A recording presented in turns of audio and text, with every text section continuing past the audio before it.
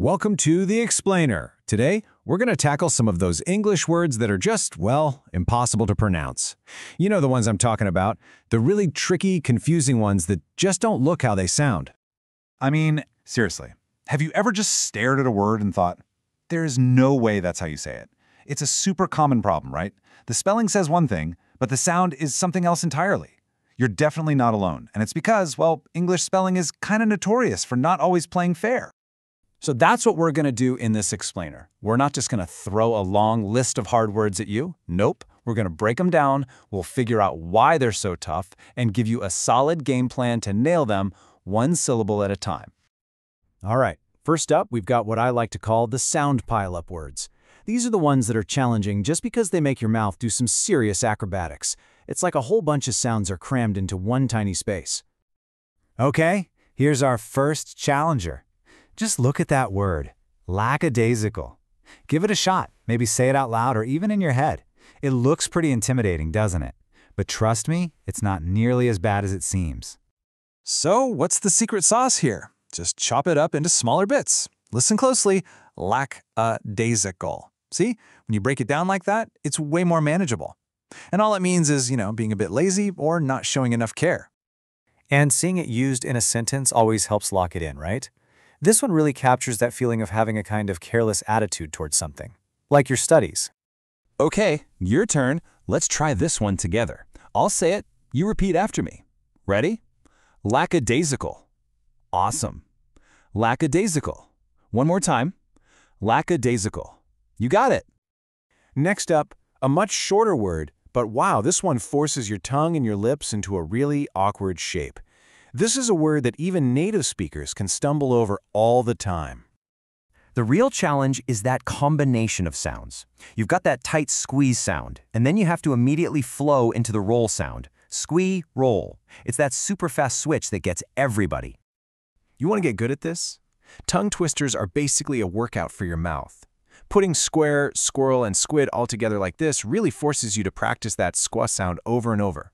Go on, give it a try a few times. It's actually pretty fun. All right, let's zoom back in on our main word for now. Ready to practice? Repeat after me. Squirrel, squirrel, squirrel. Fantastic. Okay, moving on.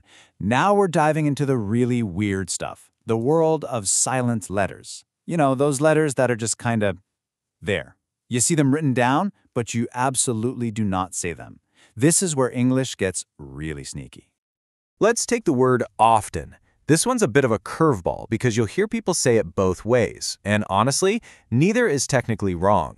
But these days, it's way more common to hear it with a silent T, so often. The hard T sound in often is still around, but you'll hear it a lot less frequently. Oh boy, now for a classic place name that confuses pretty much everyone. The big secret here is that you just have to ignore a lot of the letters. Worcester just becomes Worcester. And that shire at the end of a place name, it's pronounced sheer. So you just mash them together, and what do you get? Worcestershire. Simple as that, once you know the trick. And for the grand finale of this section, we have a word that is absolutely legendary for looking nothing like it sounds. It's a military rank, and it's one of English's greatest pronunciation puzzles. This one is just bizarre. You look at it, you see an L, an O, another L, but you say kernel. Yep, just like a kernel of corn. There is zero logic to it. It's one of those crazy words you just have to memorize. It's probably the best example out there of why you can't always trust English spelling. Okay, let's try to burn this strange word into our brains. I'll say it and you say it back. Ready? Colonel. One more time. Say it with confidence. Colonel. Perfect. You've got it. So, after looking at all those examples, what have we actually learned? What's the big takeaway here? Let's build your own little pronunciation toolkit that you can use the next time you run into a tricky word out in the wild. Okay, here it is, your toolkit.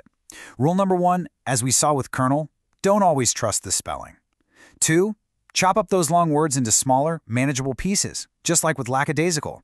3, always be on the lookout for those sneaky silent letters. And last but not least, practice, practice, practice. Simple repetition is what really builds that muscle memory. And really, that's the whole point of this. It's not just about memorizing one word. When you learn a rule, like how shire at the end of a name is pronounced sheer, You're not just learning a word, you're learning a pattern, and that pattern is going to help you with countless other words down the road. And that brings us to the end of our explainer, but your pronunciation journey definitely doesn't stop here. So think about it. What are the words that always trip you up? Use these tools, break them down, and practice them. My question for you is, what's that one word you're going to totally master next?